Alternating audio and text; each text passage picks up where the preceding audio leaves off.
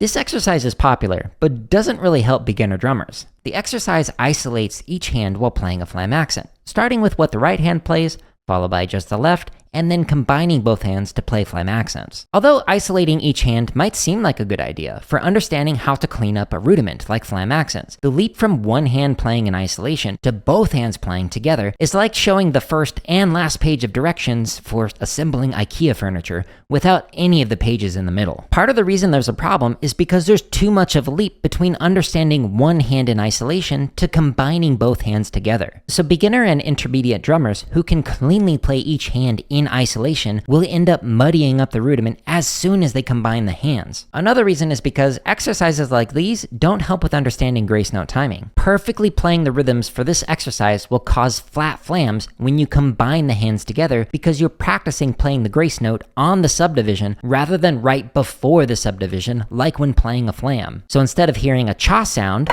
you'll hear a popping sound.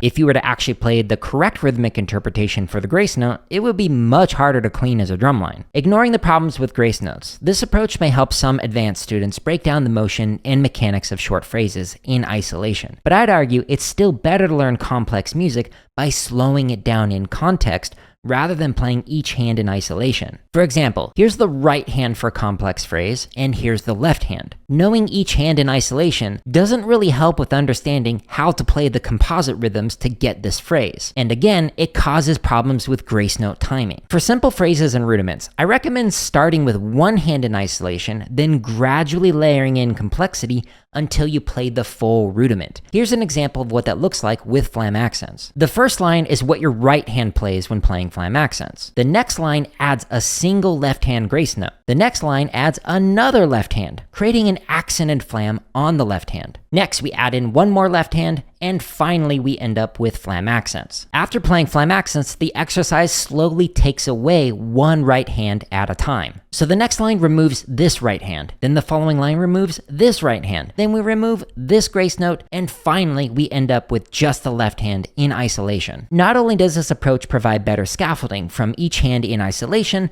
to the composite rhythm, but the gradual layering of complexity makes it easier to see if your hand changes as you slowly build up to both hands playing the rudiment together. For example, you can watch the height of the right hand taps to make sure they don't raise up as you slowly layer in each left hand. The Rudiment Builders playlist in the technique section of my YouTube channel's home tab has exercises like this for many different rudiments like flam accents, cheeses, flam drags, flam fives, flam taps, inverts, and more. I talk about how that builds up chops in this video, but you can find hundreds more videos in the tips and lessons section of my YouTube channel's home tab below the thousands of free play-alongs.